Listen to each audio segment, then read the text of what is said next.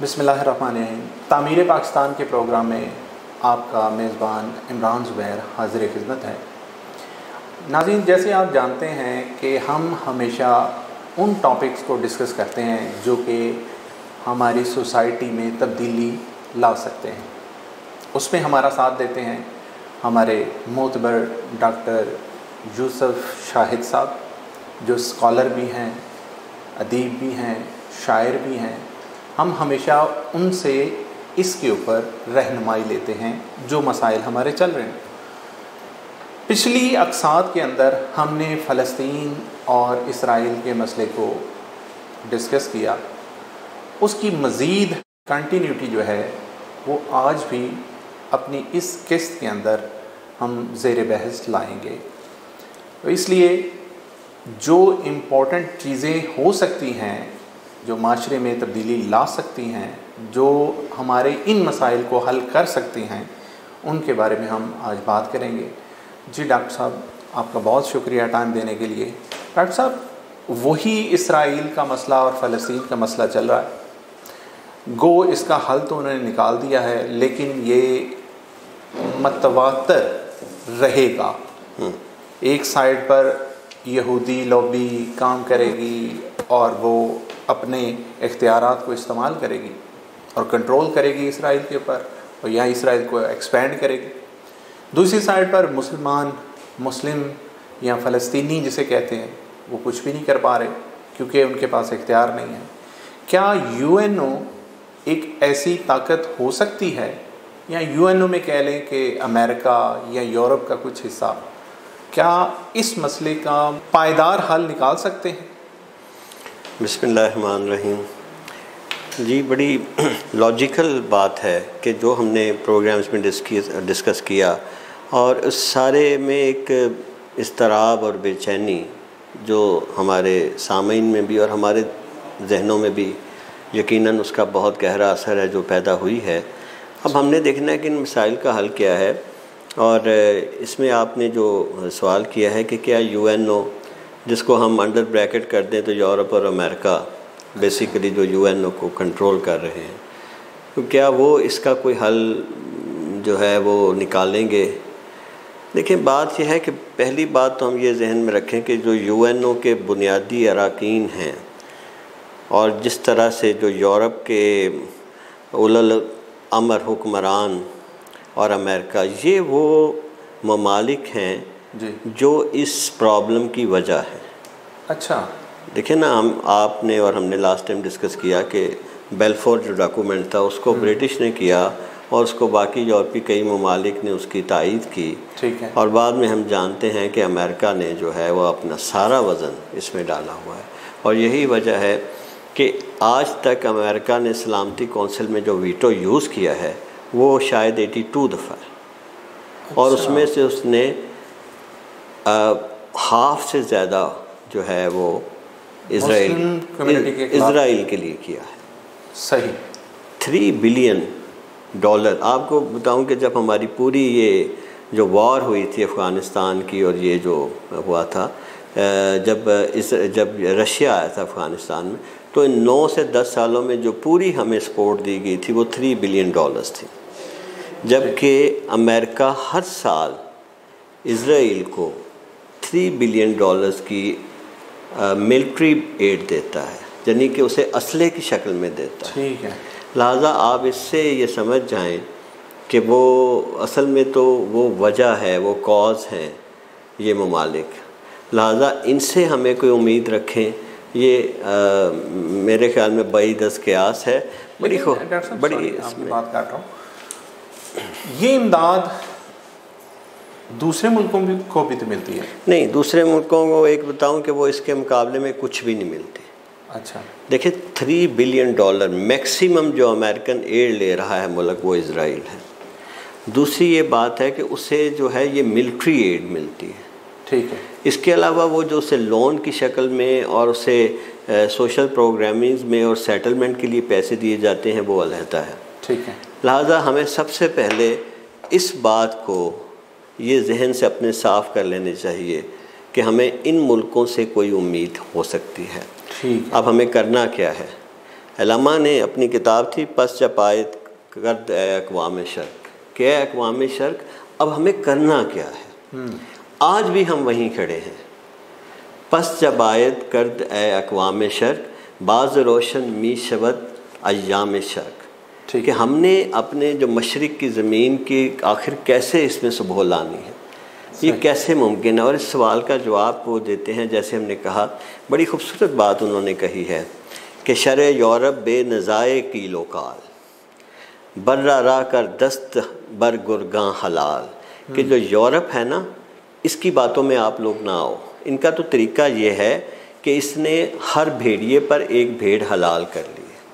अच्छा। और नक्श नो अंदर जहाँ बाइद नहात, अज कफन दुजदा चा उम्मीदे कुशात, दुनिया में अब नया कानून जारी होना चाहिए। हमें इन कफन चोरों से कोई उम्मीद नहीं है। बड़ा सख्त लफ्ज़ है, लेकिन ये कफन चोर क्यों कहा? देखें, आप गौर करें, होता क्या रहा है कि कॉलोनियल सिस्टम में इन्होंने दुनिया को बांट लिया। अरब ममालिक ब्रिटिश के नीचे आ गए, मराकश, रवांडा और जो अफ्रीका के ये मालिक थे, इसके ऊपर ये फ़्रांस के नीचे कॉलोनीज़ थी। हमने देखा कि कल या परसों जो फ़्रांस के सदर थे, इमैनुअल जो थे, उन्होंने माफ़ी मांगी है रवांडा के ऊपर जो उन्होंने जुल्म सितम किया। हाँ जी सर। आप यकीन करें कि रवांडा में जो इन्होंने जुल्म सितम किए थे, ख़ास तौर पे 1950 और 60 के दरमियान 6 लाख बंदे मार दिए थे। और इस तरह मारे हैं कि ये इन्होंने जाके जो एक पूरे के पूरे शहर को उजाड़ दिया, उनकी वो जो बेहुरमती औरतों की और मर्दों के जिस तरह गले काट के इन्होंने किया है। आप यकीन करें कि अगर दुनिया के बदतरीन भेड़िए भी इंसान बन जाए तो वो भी ये जुल्म सितम ना करते। और ये जुल्म सितम ये नहीं है कि इट वाज कोई एकदम से कोई हो गया, कोई जंग शुरू हो गई। इट वाज प्लान्ड कि how to overcome and occupy this space. देखिए, इनके अंदर एक बड़ी मुसीबत है। यूरोप की जहनीत को समझने के लिए ना हमें कुछ बातों को समझना पड़ेगा, लेकिन उससे पहले मैं थोड़ा सा ये बता दूं कि जर्मनी ने कल जर्मनी के चांसलर ने नमीबिया में जो मुजालिम हुए हैं उसके लिए माफ़ी मांगी। हाँ जी, हाँ। इंडिया कह रहा है कि ये हमसे जो ब्रिटिश ने किया है आखिर इसकी माफ़ी मांगे। ठीक है। तो ये जो अल्लामा कहते हैं वो क्या कह रहे हैं, बर्रा रा कर दस्त बर गुरगां हलाल। इन लोगों ने अपने लिए भेड़ें हलाल कर दी हैं। तुम इस भेड़ को खाओ, मैं इस भेड़ों के जो है गले को खाऊंगा। तुमने मुझे नहीं कुछ कहना, मैंने तुम्हें नहीं कुछ कहना। सही सही। और अमेरिका जो है, इसने ये एक भेड़िया, एक खूंखार भेड़िया मिडल ईस्ट के अंदर छोड़ा हुआ है। आप मिडल ईस्ट के नक्शे को देखें तो इसराइल एक खंजर की तरह है, और ये खंजर जो है ना मिडल ईस्ट के सीने में पेवस्त किया हुआ है इसने। ठीक है। और ये वो बर्बरियत का निशान है जो आज के दौर में जिसके आगे इंसानियत शर्मा रही है। लिहाजा इन लोगों से हमें कोई उम्मीद नहीं होनी चाहिए। मैं ये कह रहा था, इसकी वजह क्या है। यूरोप के आज भी आप उनके जो प्रेसिडेंट्स वगैरह हैं, जब कोई मसला होता है एक मज़े की वो इस्तेलाह यूज़ करते हैं कि हमने सिविलाइज्ड वर्ल्ड की जो है ना हमने इसे डिफेंड करना है। ज़रा आप इसके गौर कीजिए, सिविलाइज्ड वर्ल्ड, इट मीन्स कि the only west contains the civilised people. हम सारे, और ये जो सारा एशिया है, सारा अफ्रीका है, ये सारे दे आर अनसिविलाइज्ड। ठीक। और ये वो जो है ना जिन्हें कहना चाहिए दरिंदे हैं, ये वो लोग घटिया लोग हैं। वो एक इंग्लिश नावल आया था, the children of a lesser God. ये किसी छोटे खुदा की कौम है, जिनका खून नहीं है, जिनका कत्ल नहीं है, जिनको मारने से इंसानियत पे फ़र्क नहीं पड़ता। ठीक है। ये है सिविलाइज्ड वर्ल्ड के अंदर छुपी हुई इनकी गंदी जहनीत। और दूसरी तरफ इनका रिलेशन क्या है कि ये सारी दुनिया की इकॉनमी, पॉलिटिकल सिस्टम और सोशल सिस्टम इनके यहाँ से निकलेगा। आप अगर कोई अपना सिस्टम जो भी था वो अगर लाना चाहें तो ये उसके ख़िलाफ़ टूट पड़ते हैं। सही। आप देखें कि क्या पॉलिटिकल सिस्टम क्या है, जमहूरियत क्या है, एक पॉलिटिकल सिस्टम है ना। बेशक। और मैं जमहूरियत का बता सकता हूँ, मुझे बताएं जहाँ जहाँ जमहूरियत गई है वहाँ क्या हो रहा है। जमहूरियत की अच्छी चीज़ें हैं, लेकिन क्या जमहूरियत नकाइस से पाक है? ये जमहूरियत डिज़ाइन कैसे हुई? ये जमहूरियत रेवोल्यूशंस और अपराइजिंग एक कैपिटलिज्म सिस्टम के ख़िलाफ़ रोकने के लिए पैदा की गई। ठीक है। अच्छा, अब ये जो सारा दूसरी तरफ से इसका मतलब है कि जब इकॉनमी इनके हाथ में हो, हम और आप जो है ना इनकी मल्टी नेशनल कंपनियों के स्लेव्स हों। और हम बड़े खुश हो गए, हम में से किसी को किसी कंपनी का मैनेजर बन गया, वो एक कहते हैं ना काठा अंग्रेज़ बन गया, वो अपनी टाई लगा के गुड्डा बन के उसको 4 लोग सलाम करते हैं, उसकी जो कौमी गैरत को दफनाने के लिए वो 4 सलाम काफ़ी है। सही। उस वक्त हम भूल जाते हैं कि हमारी रूट्स क्या हैं, हमारी जड़ें क्या हैं।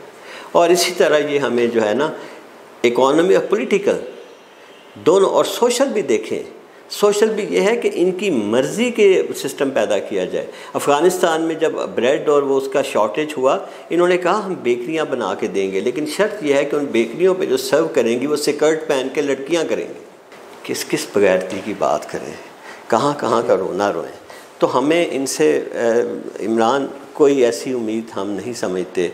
ये मसाइल क्रिएट इनके किए हुए हैं, जब तक ये इनका एजेंडा पूरा नहीं होता, जब तक कि इनकी मर्ज़ी से ये दुनिया इनकी कॉलोनी, अब ये है कि ये ऑक्यूपाइंग पावर के तौर पे दुनिया को कॉलोनियल सिस्टम नहीं देना चाहते, इकोनॉमिकली पॉलिटिकली दूर बैठ के सब कुछ कंट्रोल करना चाहते हैं।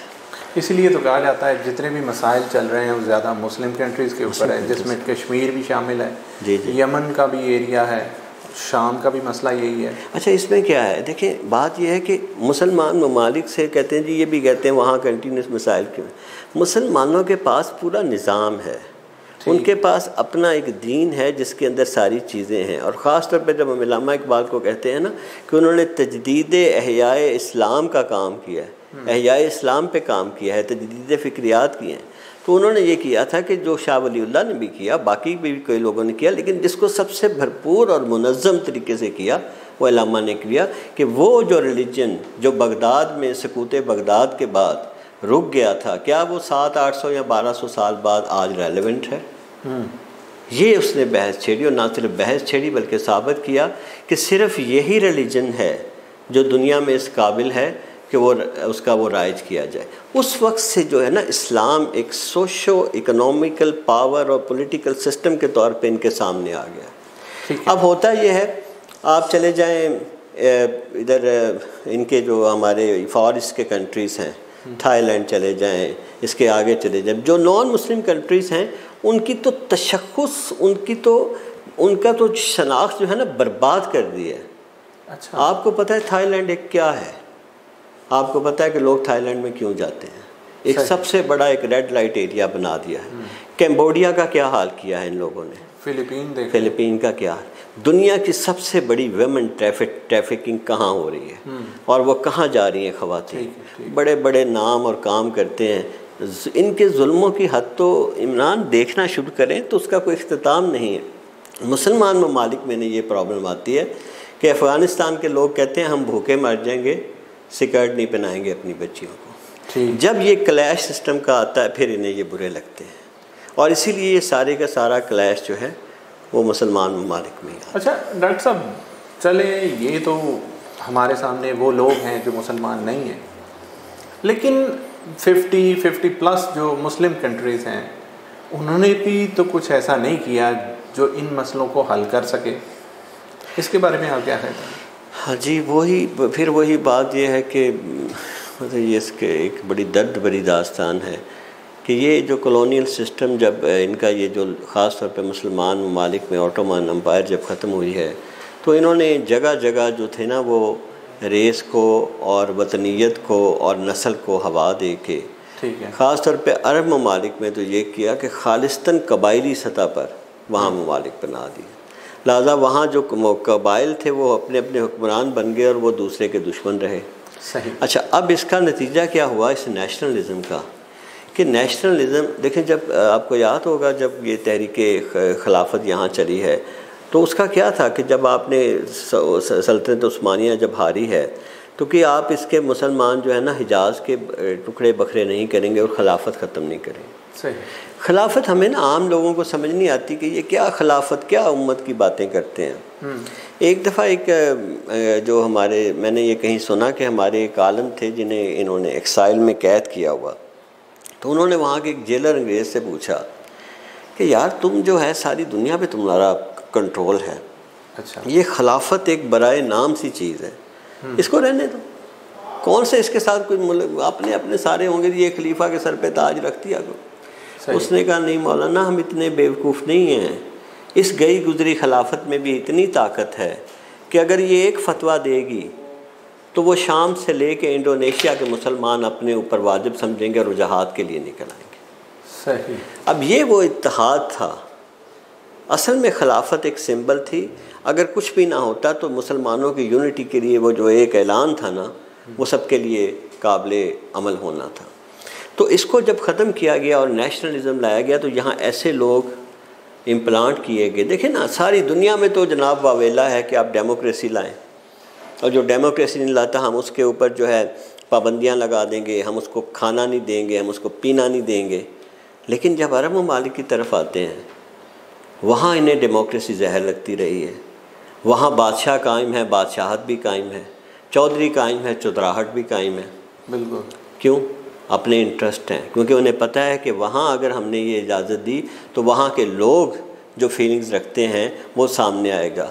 जब हसनी मुबारक गया तो मौसवी आया, और मौसवी अखवानुल मुस्लिमीन के जो 70% वोट लेकर आया, और हसनी मुबारक वो शख्स था जो कि अमेरिका का परवरदा था, जो इज़राइल के साथ वो सारे ताल्लुकात रखता था जो अमेरिका चाहता है। सही। ट्यूनिस में जब इन्होंने इलेक्शन कराए वहाँ भी मुसलमान कुव्वतें जीत रही थीं, वहाँ डेमोक्रेसी इन्हें नहीं रास आती। वहाँ इनकी सारे जो ये वो अलम बरदार है ना, सारी दुनिया में झंडे लेके घूमते हैं, उस वक्त इनके झंडे सरनिगूं हो जाते हैं आगे। सही। अब ये है कि ये सिस्टम, इस तरह के हुक्मरान जो उन्होंने बिठाए हुए हैं, अब चंद जगह जहाँ डेमोक्रेसी है या जहाँ ऐसे हुक्मरान आते भी हैं, मिसाल के तौर पे पाकिस्तान में चले सो कॉल्ड डेमोक्रेसी सही है तो सही, और यहाँ बहरहाल ऐसे हुक्मरान आ जाते हैं, कभी कोई भट्टो आ जाता है, कभी कोई आ जाता है, बात का तो इमरान आ गया है, तो जो इन्हें पसंद नहीं है। अच्छा। लेकिन उसको उन्होंने उस मुल्क को इतना बर्बाद कर दिया हुआ है कि वो इस काबिल नहीं है कि वह आज़ाद फ़ैसले कर सके। अब पाकिस्तान इतना मजबूर है, और अगर हम टर्की को देखें, टर्की में एक ऐसा हुक्मरान आ गया, दरअसल ये इतना एक वसी सिस्टम है कि इसके अंदर दे कैन अफोर्ड कि अगर एक दो ऐसे लोग आ जाएंगे हम उनके साथ निपट लेंगे। आपको याद है जब भट्टो ने 1974 की कॉन्फ्रेंस कराई थी, उसमें आप बड़े बड़े जो बहुत बड़े लीडर्स थे, अगर आप आज भी उनके नाम याद करें, जुल्फ़िकार अली भट्टो, इदी अमीन, यासर अरफ़ात, ठीक है, इन तीनों के साथ मुअम्मर कज़ाफ़ी, चारों के साथ क्या हुआ? चारों के चारों कत्ल करवाए गए। सही। लिहाजा इनके जो है ना वो हमारे हुक्मरान, इनके अंदर वो दमखम नहीं है। और अगर हम समझें कि ये उम्मीद लगा लें, देखिए मैंने एक बात कही है, वो ये है कि डेमोक्रेसी जो है ये ऐसा, इसको पता क्या है, प्लेटो बहुत बड़े फ़िलासफ़र थे, आपको पता है, अफलातून जिन्हें कहते थे, वो डेमोक्रेसी को डेमोगैग्री कहते थे। वो कहते थे ये भांड हैं। अच्छा। होता ये है, वो कहते थे एक आप दानिश्वर खड़ा कर दें जिसने 20 किताबें लिखी हों, और एक तरफ एक हॉकर खड़ा कर दें जिसने चीज़ें बेचने का फ़न जानता है, और उसे कहो कि यार लोगों को अपनी तरफ करो, तो कहता है वो हॉकर अपनी तरफ कर लेगा, क्योंकि जब दानिश्वर को वादा करेगा वो ये सोचेगा यार ये मैं कल पूरा करूँगा कि नहीं करूँगा, लेकिन हॉकर नहीं सोचेगा। तो कहते जीतेगा कौन? वो तमाशा लगाने वाला। तो ये एक तमाशा है जिस तमाशे के अंदर इन्होंने दुनिया को उलझाया हुआ है। अब इसमें क्या प्रॉब्लम आ जाती है कि इस सारे चक्कर में democracy itself is design to prevent any uprising और रेवोल्यूशन। ओके। देखें कहा क्या जाता है कि जनाब डेमोक्रेसी, और फिर बड़ी बड़ी मज़ेदार इस्तिलाहात, कमाल की बात, इनके वैसे तो नहीं, हमें इनकी तारीफ़ करनी चाहिए, क्या क्या खूबसूरत रोशन, एनलाइटनमेंट। दूसरी तरफ क्या बातें होती हैं, अगर आपके अंदर गैरत है, आप नहीं चाहते आपके घर के ऊपर कोई कब्ज़ा करे, आप उन्हें रोकते हैं, तो आप मज़ाहमत पसंद हैं, और मज़ाहमत पसंद अच्छे नहीं हैं। आप क्यों नहीं अपना घर दे देते इंडियन फोर्स को? ठीक है। तो ऐसी ऐसी इस्तिलाहात कि आपकी जो अक्ल है ना वो काम नहीं करती, और ये इस्तिलाहें तराशी जाती हैं और फिर इनको आम किया जाता है। तो डेमोक्रेसी जो है वो दरअसल सिस्टम को, पुराने सिस्टम को चलाने के लिए है, नया सिस्टम लाने के लिए नहीं है। और पुराना system is based on capitalism. सही। And it is based on this privatisation. तो इसमें तब्दीली एक इमरान या एक इस तरह का आदमी या अर्दगान के बस की बात नहीं है, क्योंकि इनके पास हाथ इतने लंबे हैं कि अगले इलेक्शन में इमरान और अर्दगान का हो सकता है पता ही न चले। सही। अब क्या हमें करना हो इस सिस्टम को, इसके लिए जो पॉपुलर तरीका है वो हमारे हुक्मरान, मेरा नहीं ख्याल कि इसमें अगर कोई थोड़े बहुत पर मार भी लेगा, लेकिन वो इस काबिल नहीं होगा कि वो कुछ कर सके। अच्छा डॉक्टर साहब, फिर इससे तो ये ज़ाहिर होता है ना कोई यूएनओ हमारी मदद करेगा इस मसले को हल करने में, ना ही मुस्लिम कंट्रीज़ इकट्ठे हो रहे हैं, फिर उम्मीद छोड़ देनी चाहिए। जी, वो बज़ाहिर तो हमें यानी अपनी बातों से यही मैसेज जाता है, लेकिन असल तो उम्मीद का जो है ना दिया वो रूट पे जलता है। और वो ये है कि हमें ये उम्मीद वहीं रखनी चाहिए जहाँ से तब्दीली की बुनियाद निकलती है। अच्छा। और वो है मुसलमान उम्मत, मुसलमान कौमें। और हम अगर बगौर जायज़ा लें, अगर कहते हैं ना एक गहरी नज़र एक डालें, तो ये वहाँ तब्दीली आना शुरू हुई है। देखिए, हर नस्ल के अंदर जो होती है ना एक कुछ ना कुछ उसके अंदर सलाहियत होती है और उसका दिल चाहता है कि मैं तब्दीली लाऊं हर नस्ल के अंदर। अच्छा। जिस तरह ज़िंदगी की ये ख्वाहिश है कि वो अपना नमूद करे। अगर कोई ज़िंदा चीज़ है तो उसका आप हैं, हम हैं, हमें चाहेगा लोग हमें देखें। नमूद, हम जो बहुत सारे अच्छे शायर लिखते हैं, काम करते हैं। हज़रत अली गुज़र रहे थे तो कोई बोली जा रहा था मसाइल पे, तो उन्होंने पूछा ये क्या कह रहा है? वो कहते हैं ये कह रहा है ये होना चाहिए, वो होना चाहिए। कहते हैं नहीं, ये नहीं, हज़रत अली फरमाया ये नहीं कह रहा, ये कह रहा है मेरी भी सुनो, मैं भी हूँ। सही। तो ये जो ख्वाहिश होती है ना, ये हर नई नस्ल में होती है। अब मसला हमारा क्या हुआ? हमारा ये मसला हुआ कि हमने हमारी जो एक जनरेशन पहले थी ना, वो इस तरह से बर्बाद हुई, उसको वो इस तरह से ख़यालात की तकसीम में उलझी, या ये समझ लें कि वो नाकाम हो गई कि उस नस्ल को गाइडेंस दे सके। देखिए, मेरा बच्चा जब स्कूल से आएगा, वो मुझसे जब कोई सवाल करेगा, अगर तो मैं उसके सवाल को उसका तसल्ली बख्श जवाब दे दूँगा तो वो समझेगा कि मैं उसकी प्रॉब्लम्स का हल जानता हूँ। लेकिन अगर वो आके ऐसी बातें पूछता है और मैं कहता हूँ यार तू क्या मेरे पूछता रहता है, मुझे नहीं पता, वो 3 दफ़ा पूछेगा, 4 दफ़ा पूछने के बाद समझ लेगा कि मेरे बाप और मेरे दरमियान रेलेवेंस नहीं है। सही। वो फिर अपनी रहनुमाई मुझसे नहीं लेगा। अब वो रहनुमाई के लिए क्या करेगा? दर बदर जाएगा। अब इसको ज़रा बात को आगे बढ़ा लें। हमारे मुसलमानों की यूनिट थी मस्जिद, और मस्जिद का जो आप कहने के निज़ाम चलाने के लिए, इमामत के लिए वहाँ एक इमाम या एक मौलवी साहब या एक मौलाना साहब होते थे। मगर वो मौलाना साहब जो थे जदीद तालीम और जदीद तकाज़ों से इतने पीछे हो गए कि उनका जो प्रॉस्पेक्टस था ना, वो इस काबिल नहीं रहा कि इस जनरेशन को गाइड कर सके। जो अल्लामा इकबाल ने कहा था ना, कौम क्या चीज़ है, कौमों की इमामत क्या है, इसको क्या जाने ये बेचारे 2 रकत के इमाम। सही। वो 2 रकत के इमाम ने आगे बढ़ने की कोशिश नहीं की। उसके बाद ये हुआ कि पता चला कि जब मैं बीमार होगा, घर में कोई दम कराना है तो मौलवी साहब ने बुला लेना, किधरे कोई मर्ग होएगी तो जनाजा पढ़ने वास्ते आ जाएंगे, बच्चा पैदा होएगा तो अज़ान देने वास्ते आ जाएंगे। मेरे ज़िंदगी के मसाइल में वो मौलवी साहब ना सिर्फ आउट हो गए बल्कि आउटडेटेड हो गए।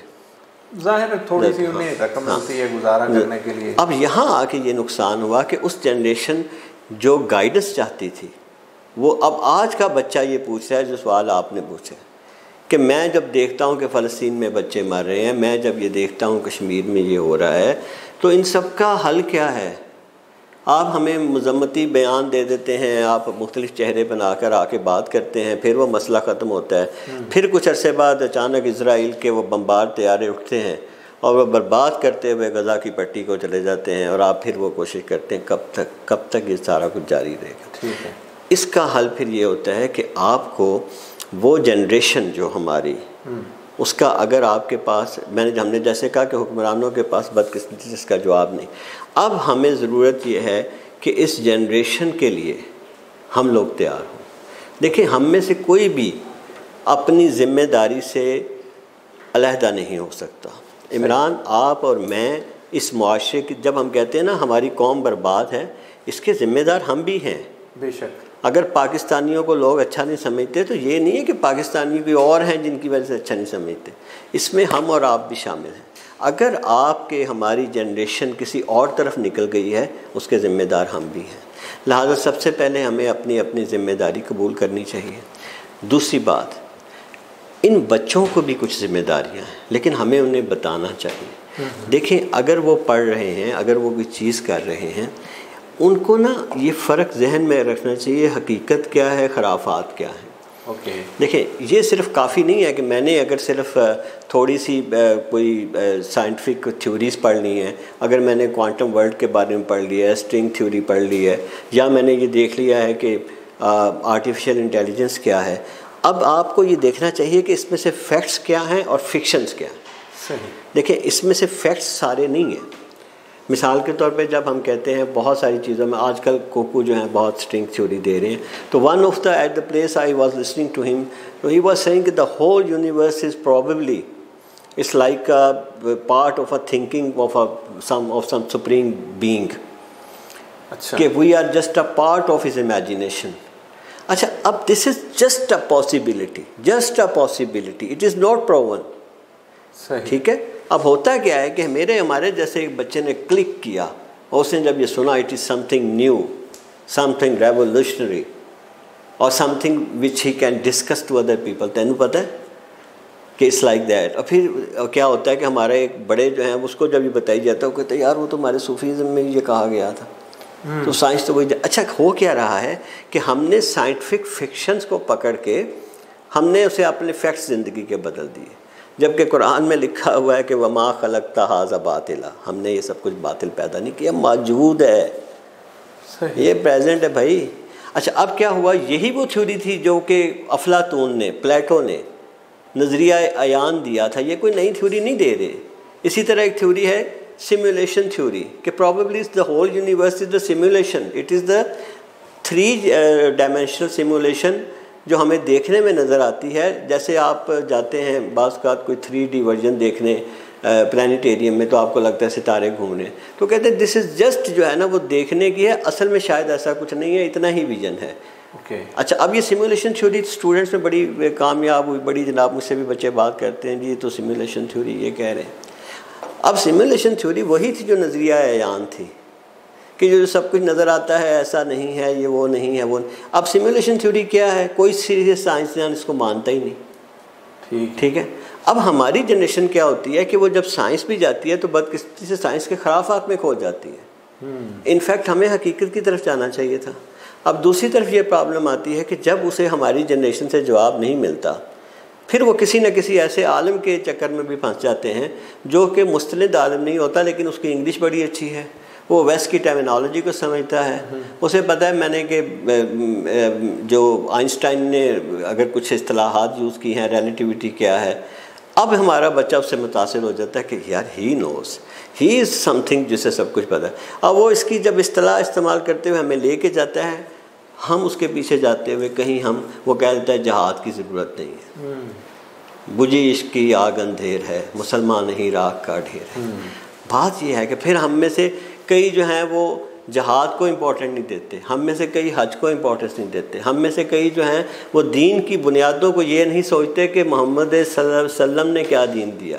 अब इसकी असल वजह क्या हुई, हमारी जो यंग जनरेशन है इसका नबी से और कुरान से रिश्ता कमज़ोर है। इसका नबी और कुरान से बिल वास्ता रिश्ता है एक आलम के ज़रिए। कुरान से अगर अपना रिश्ता मजबूत करें, सीरत से अपना रिश्ता मजबूत करें, कैसे मुमकिन है कि हजूर सल्लल्लाहु अलैहि वसल्लम तो अपनी ज़िंदगी का हर लम्हा जहाद के लिए तैयार करें और एक आलम हमें खड़ा होकर कहता है जी आजकल जहाद की ज़रूरत नहीं, सिर्फ कलमी जहाद ही चलेगा।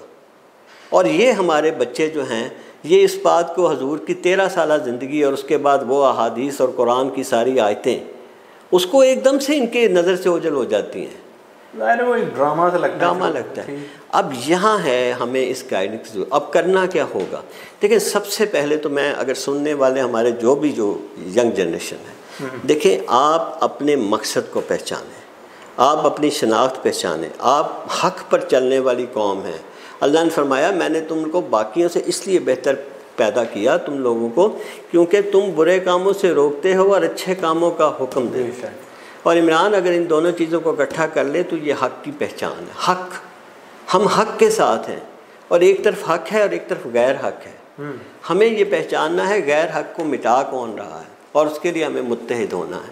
उसके लिए हमें ये जो फ़िरका वाराना मुसीबतें हैं, सही। अब ये इस जनरेशन का काम है। ये जो अपनी आंखें खोल के साइंस को भी देख रहे हैं, ये देख रहे हैं फ़िलासफ़ी को भी समझते हैं, ये साइकोलॉजी भी समझते हैं। इतना तो ब्रॉड माइंडेड हो जाओ कि मेरे साथ बैठने वाला मेरा मुसलमान भाई, अगर हमारे छोटे छोटे आपस के इख्तलाफात हैं, अगर आप कहते हो एक बंदा जी मैंने शलवार ऊपर करनी है, दूसरा कहता है ज़रूरी नहीं है, कहता है दाढ़ी इतनी रखनी है, कोई कहता है आमीन ऊंची करनी, और हम अपने मौलवी के पीछे लग के उसको मारने और कत्ल करने के लिए तैयार हैं। ऐसा ही है। अपना टारगेट ठीक करें। अगर कश्मीर को बचाना है तो तुम्हारा टारगेट देवबंदी नहीं है, तुम्हारा टारगेट बरेलवी नहीं है, तुम्हारा टारगेट शाफी नहीं है। अगर तुम चाहते हो अमेरिका के हमले ना हो, इजराइल बर्बाद ना करे, इन चीज़ों से बाहर निकलो। ये क्या जुल्म है, ये क्या जुल्म है कि हमारे कौम के रोशन सितारे, बड़े बड़े आलम, अगर वो 70% लोग बरेलवी हैं और वो बरेलवी नहीं तो हम उनको गालियाँ देते हैं। सही, मैं बरेलवी हूँ, लेकिन क्या इस बात से कि वो सिर्फ वो मुसलमान नहीं रहे? क्या हम इमाम अबू हनीफ़ा, इमाम शाफ़ी, इमाम हम्बल और इमाम मालिक का मुकाबला करने बैठे हुए हैं? अगर हम इन खराफात से बाहर नहीं निकलते, और ये जो बड़े नरम बिछोने हैं ना कि आजकल जहाद की ज़रूरत नहीं, इस्लामी मुआशरा कोई चीज़ नहीं है, यार इस्लामी मुआशरा कोई चीज़ नहीं है। मतलब अकल पे रोने को दिल करता है लोगों की, और वो हमारी जनरेशन उसके पीछे लग जाती है। देखिए, इन बातों से निकल के हमें एक कौम तैयार करनी है जो अपने मकसद को पहचाने और उसकी तरफ आगे बढ़े, और ये काम ग्रास रूट लेवल पे होगा। कई लोग काम कर रहे हैं, ऐसा नहीं है कि हमारी कौम की आंखें बिल्कुल ही बंद हैं, लेकिन हमारी जनरेशन को भी ये आंखें खोलनी होंगी और पहचानना होगा किस तरफ चलना है, सही रास्ता को। सही। डॉक्टर साहब, ये तो एक आपने एग्जांपल दे दी कि उम्मत को इकट्ठा होना है। उम्मत को इकट्ठा करेगा कौन? क्योंकि हाँ। देखिए, इसमें एक चीज़ ऐड कर दूँ, हम अपनी आने वाली जो जनरेशन है उसके हाथ में जो भी चीज़ देखेंगे वो सारी ज़ाहिर वेस्टर्न, उनकी थॉट्स वगैरह जितनी भी वो वेस्टर्न ही बन रही हैं, तो वो कैसे इकट्ठे होंगे? देखिए, यहाँ से हमें एक कौम की जब जनरेशन और फॉर्मेशन होती है ना, 3 चीज़ें बड़ी इंपॉर्टेंट हैं, जैसे अल्लामा इकबाल ने बहुत अहम किया। सबसे पहले माँ का रोल। अब हमने जो हमारी माँ है, माँ तो छिन गई औरत से। सही। गोद जो थी वो गोद तो अब जो है ना वो तो ख़त्म हो रही है। पहला रोना और पहला मरसिया जो है वो इस पे आया। ठीक है। दूसरी बात यह है टीचर। अगर हमारे टीचरों को आप ट्रेनिंग देने के लिए इंडिया और यूरोप भेजेंगे तो वो वही कुछ सीख के आएंगे। अगर आपने हमारी जो मनसूबाबंदी करने वालों की आंखें बंद हैं कि हम कहाँ से जाके क्या फीड करवा रहे हैं पढ़ाने वालों को, तो फिर वो पढ़ाने वालों ने ये कौम तश्कील देनी है। और तीसरी चीज़, जैसे मैंने कहा, इमामत। सही। इमाम सही, बहुत तवज्जो देने की ज़रूरत है। हम आज सारे इख्तलाफात के बावजूद हर हफ्ते जुमा पढ़ने इमाम साहब के पीछे जाते हैं। इस्लाम में इमामत का रोल बहुत अहम है। मैं आपको अल्लामा के एक चंद अशार सुनाऊँ, मतलब हैं तो वो वैसे बड़े दुखी, कि ता ग़ुलामम दर ग़ुलामी ज़्यादा अम। मैं क्योंकि ग़ुलामी दर ग़ुलामी हो गया मेरा हूँ, ज़ास्ताने काबा दूर उफ्ताद, मैं तो काबे से दूर जा पड़ा हूँ। और चूँ बना में मुस्तबा खानम दरूद, अस खजालत आब में गर्दत वजूद। जब मैं हुज़ूर सल्लल्लाहु अलैहि वसल्लम पे दरूद भेजता हूँ तो मेरा जिस्म शर्म से पानी पानी हो जाता है। सही। इश्क मी गोयत, इश्क मुझे कहता है कि ऐ महकूम गैर, क्या दूसरे के आगे झुकने वाले, सीनाए तू अज़बुता मानंद दैर, तेरा सीना तो जो है ना बुतकदों की तरह बुतों से भरा हुआ है। तानदारी अज़ मोहम्मद रंगोबू, अज़ दरूद खुद मियाल आमे नामे हो।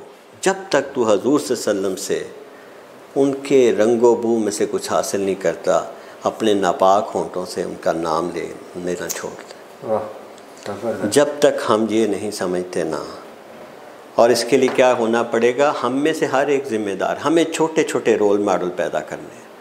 हम जो हैं अपने घर में एक छोटा सा रोल मॉडल हो, मेरा बच्चा कहे कि मैं अपने बाप की तरह बनना चाहता हूँ। सही। और मैं जो है, मेरा जो टीचर हो उसके जब बच्चे कहें वो कहें हम इसकी तरफ बनना चाहते हैं।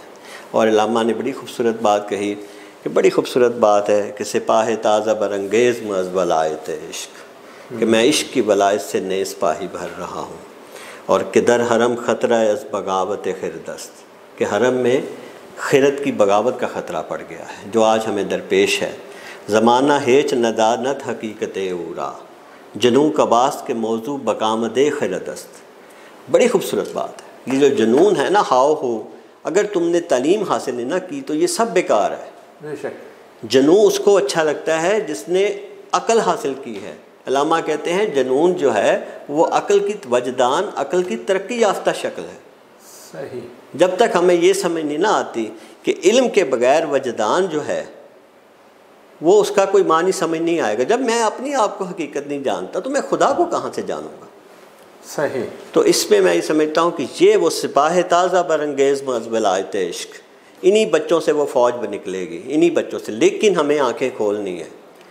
मेरे अंदर अगर गर्मी है, मेरे अंदर अगर है, किसी 1 2 4 लोगों तक तो ये हरारत पहुँचे और यहीं से हमें अपना सफ़र शुरू करना है। और करना क्या है, हमें आंखें खोल के हमारी नस्ल को, बच्चों को उन लोगों के साथ मिलना है जो अपने दुश्मन को जानते हैं। जो अब उनका दुश्मन जो है वो बरेलवी नहीं है, उनका दुश्मन देवबंदी नहीं है, उनका दुश्मन शाफी नहीं है। जब इस हकीकत को पहचान लिया, ये काफ़िला एक तरफ निकल पड़ा, होता है ज़्यादा पैमा फिर काफ़िला हमारा। अच्छा नाज़रीन, बात वही कि हमें इकट्ठा होना लाज़िम है, इकट्ठा होना मुसलमान के लिए बेहतर है। और एक कौम उस वक्त उभरती है जब वो हर एक को यकसा तसव्वुर करवाती हो। टाइम हमारा ख़त्म हो गया, हमारे पास मज़ीद बातें भी हैं, लेकिन वो हम अगली किस्त के अंदर मज़ीद डिस्कस करेंगे। इजाज़त दीजिएगा, अल्लाह निगहबान।